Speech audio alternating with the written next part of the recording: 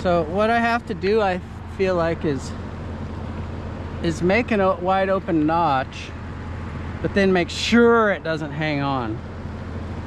Because wide open notches, when they hang on at the end, just absolutely terrorize the stem.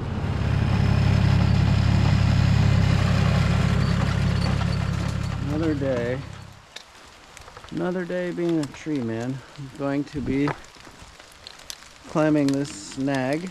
You back up and look at it. I can't really do that. I don't have my drone. I can't show you, but when you see it in the real life, it has a lot of woodpecker holes up there. But the job is for Damien. It's his neighbor, so I'm gonna help him with it. They had that tree over there that fell over after Damien looked at it and told him it was kind of funky, and then it proved its funkiness. It could have been worse the way it fell. Is there any chance of nobody will be going back and forth right here, right? No, we're fixing to leave. Okay. Yeah. It's about to get dangerous. Okay. It's Sunday. Those people are on their way to church, I think.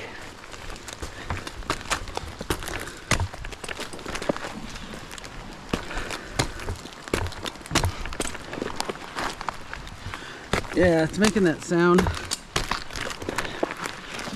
That lets you know that it's coming away. The bark's coming away from the wood. So I could shoot a line way up into that tree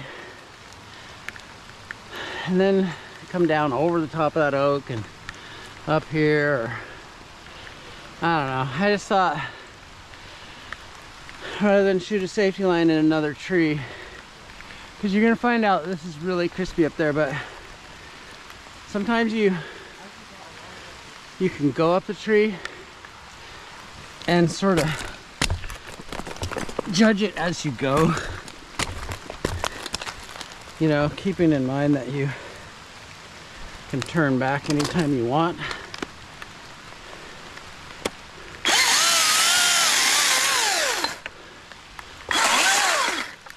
I'm going with the little Echo battery saw today because it's so light, and I really just want to get these limbs off, and it'll easily do that. When I start flopping out wood, then perhaps I'll switch to a different saw.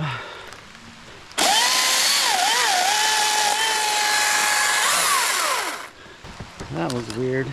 It's a battery saw, but the chain kept spinning after I stopped pulling the trigger on it. This Echo got really wet in the rain, and I wonder if it didn't get harmed.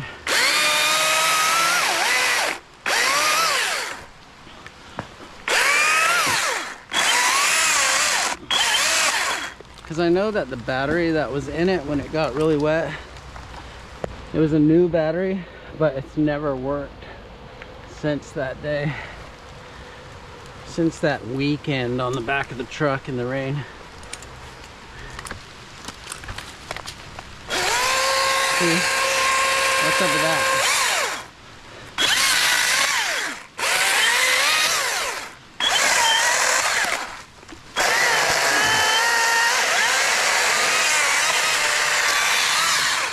Creepy, creepy, creepy, creepy. Maybe I should contact Echo and point out the problem. Maybe they'll do something about it, because it's a new saw.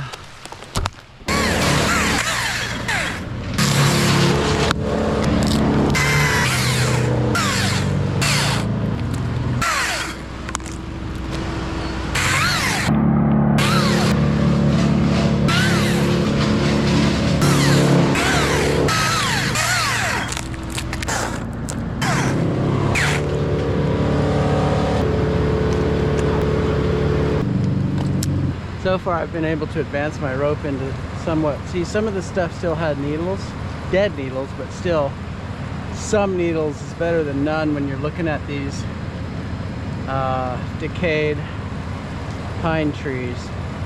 I believe it was a lightning strike, that one also, but eventually I won't have anything good to go over above me to advance my rope, so I'll have to be going up the stem kind of carefully, not jostling it too much.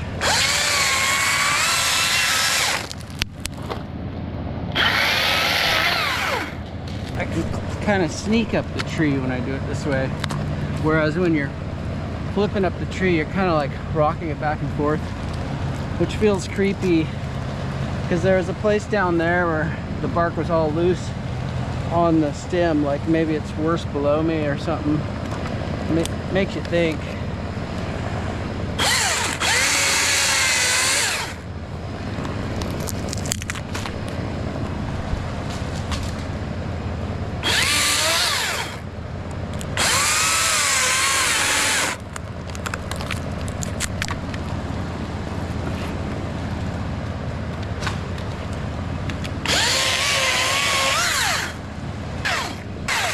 What I like is the tree is getting less and less tree as I go.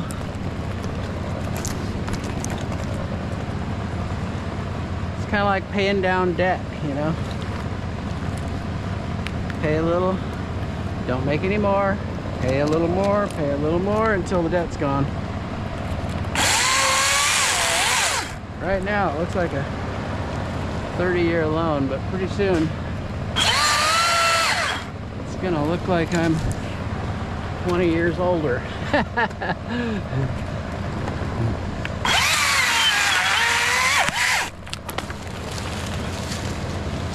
Which is another way to say it's gonna look paid off. I make myself laugh. These are some people who let things go too long. I mean, look, they got a tree that they were warned about that tipped over afterwards. And then they got this thing sitting out here in the backyard just waiting to go south, which is kind of funny because it probably would fall to the south. What a rope-flipping Jedi master. Sounds like bad language, huh? But it's not. Rope flipping was the intended term, not the euphemism.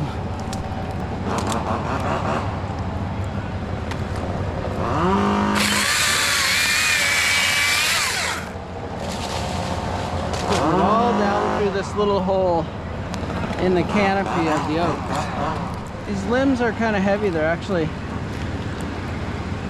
porous because they're dead, and they have like larval what are those things called?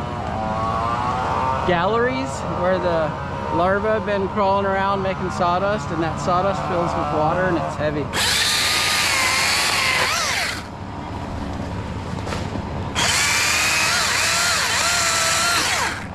Get down there. All the way to the ground. That's right. Oh, there, it didn't work.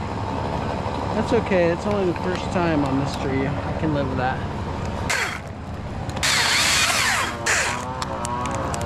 That's definitely a lightning strike. And it goes down and it pops out here and there as the electricity was headed for the ground.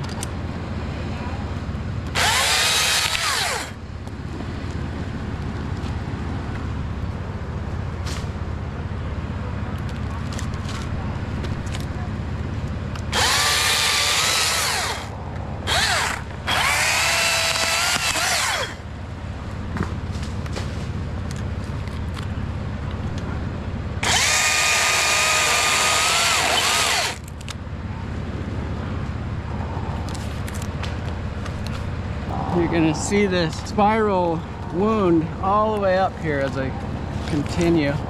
Telltale sign of lightning. I'd be faster if I was younger. I wouldn't keep resetting this line. I'd just advance it with my foot blind. Try to keep them about a foot apart, and I just zoom right up here. But this is what I gotta work with these days. And I'm actually quite thankful that I get to.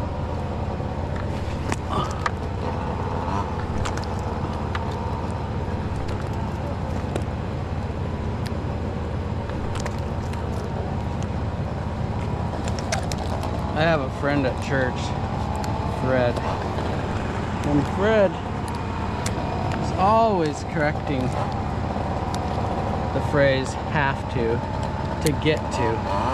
If you say you have to do something, he'll say, no, you get to. So I've taken to making that correction without his help. And actually, I corrected him at church recently. I caught him in his own thing.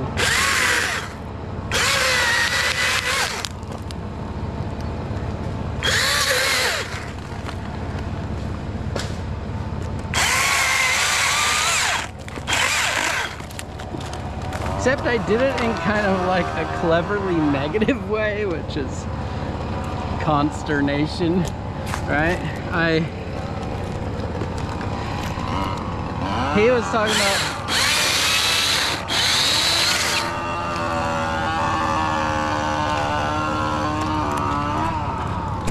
somebody was taking an assignment that he would have normally had or something like that, and he was saying, I don't have to give a sermon that day, he said. And I was like, no, you don't get to. So it sounded like negative, you don't get to. When the whole purpose of his get to thing is to spin it from have to get to in a positive way. You know what I mean? Y'all know what I'm saying. You see how clever I use that?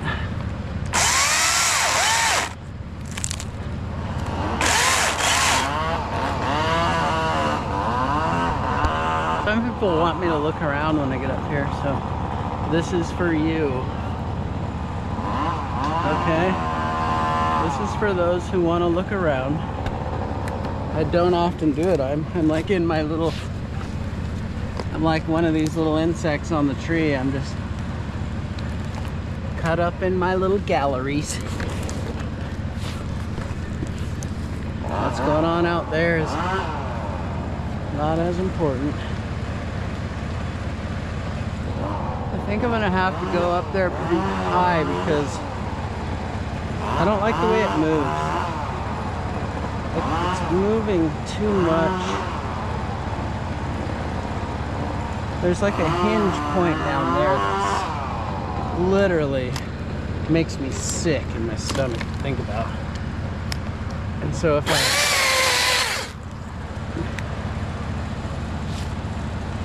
that's a heavy limb, that one that I mean, it's loaded, it's just sopping wet.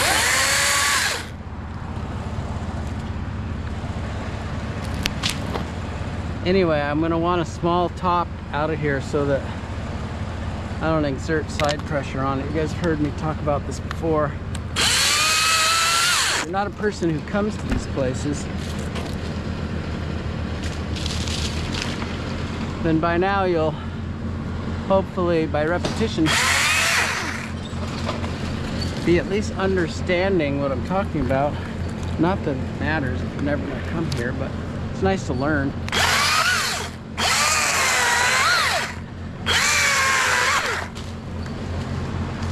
If you're a person who comes here,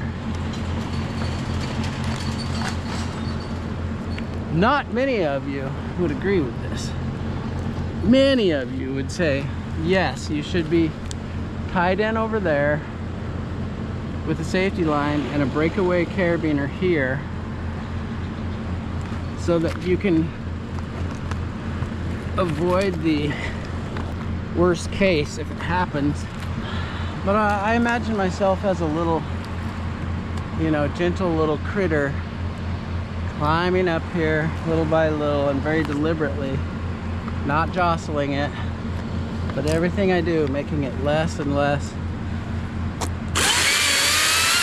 until it's gone till the loan's paid off.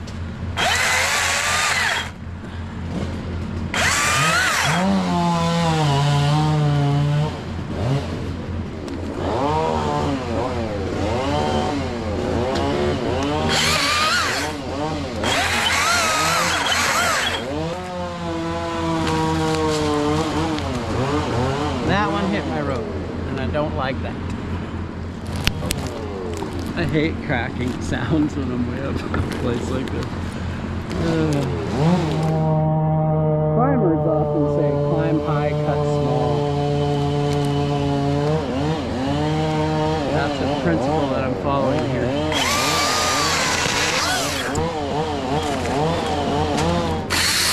See that thing? That little tiny thing? Heavy. Why? I mean, it's totally dead.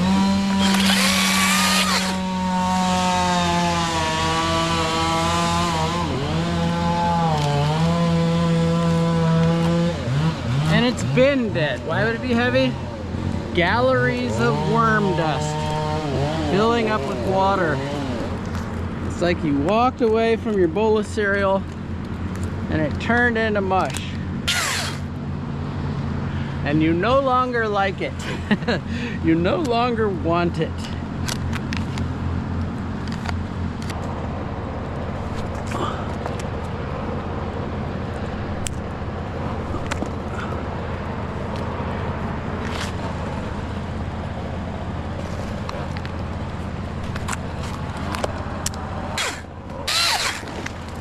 Get down there, get down there. Good boy.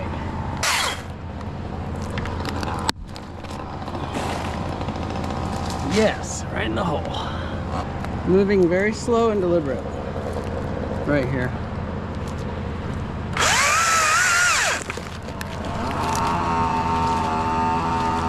Because it's a creepy sway that the thing has.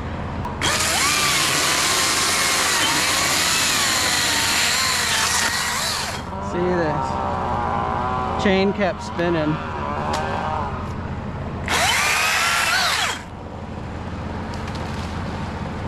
All the way. All the way. All the way. You young guys who have to go somewhere that's uncomfortable for you. Well, that noise is so annoying down there. Shouldn't say you have to go somewhere that's uncomfortable for you. And I also shouldn't say you get to, although I prefer to say that. But when you choose to, sometimes you can silence the noise of irrational fear in your mind by focusing on what's right in front of you and doing every little maneuver with deliberate intent. See, like right now, I'm just gonna set this rope. I might have a few things going on in my mind about the sway of the tree and how evenly it's bending or not bending, but I'm sort of putting that to the back and just doing the next thing very deliberately and not fighting. I don't have all the muscles in my body tense like when I used to come to these places when I was newer. When I was young and new and scared and inexperienced, everything was a terror. And I would feel, all my muscles would be tense at the same time. Like I would be fighting it, basically, is the way I would put it.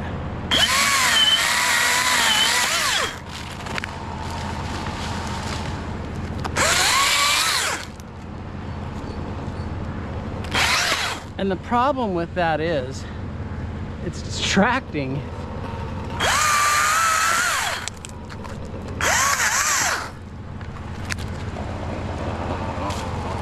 And it's not efficient use of energy.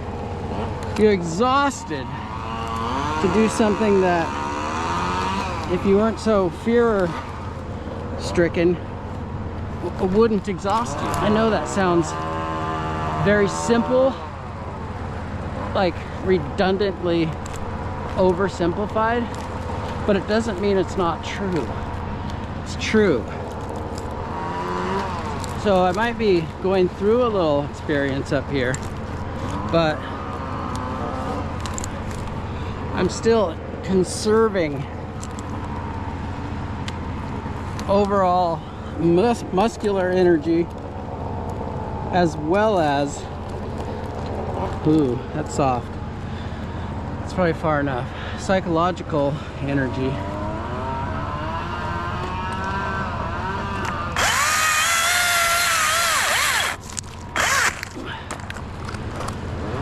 AKA stress.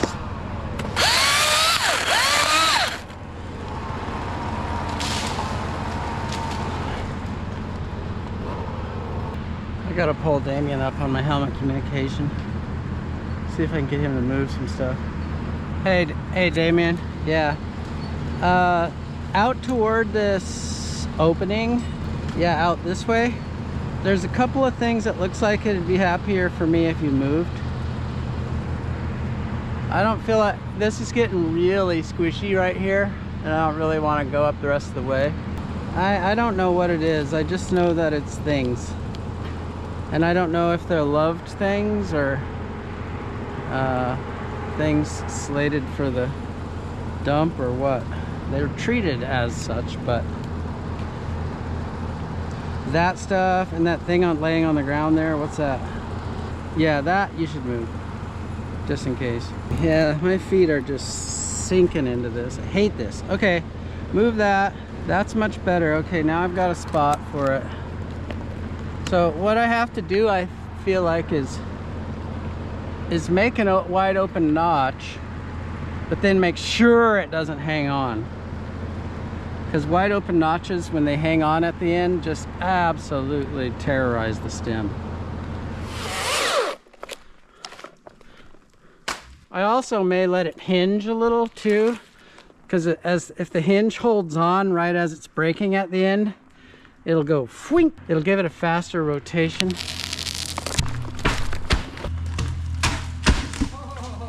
See, that's a thin hinge. I didn't leave much, but it was violent because it fell so far before it grabbed that, and it's Pondo, so it's kind of hingy.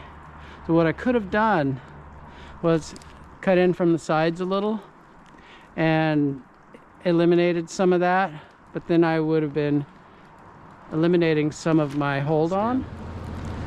So all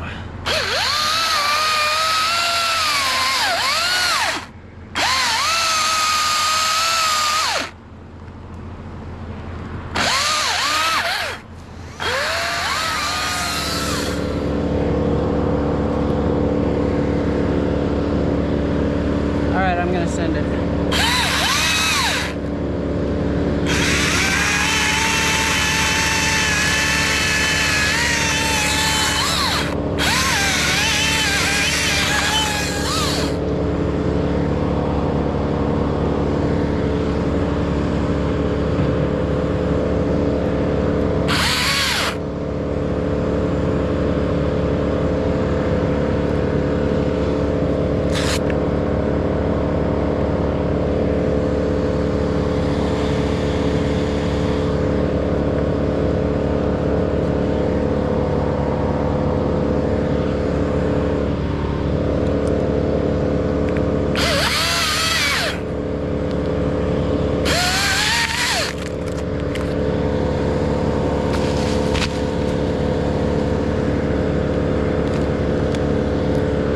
That little top is super heavy, dude. Yeah. Sucks. It's so waterlogged. Yeah, and then 700 acorns stuffed in it.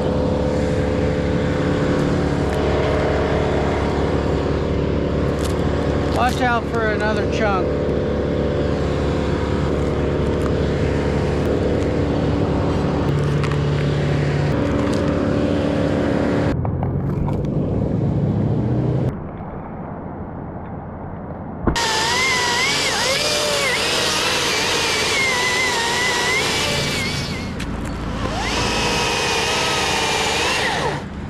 saw's doing pretty good. I'm not allowed to exert any force on it at all. I have to let it cut at its own pace, but it's doing it. This will be the last one.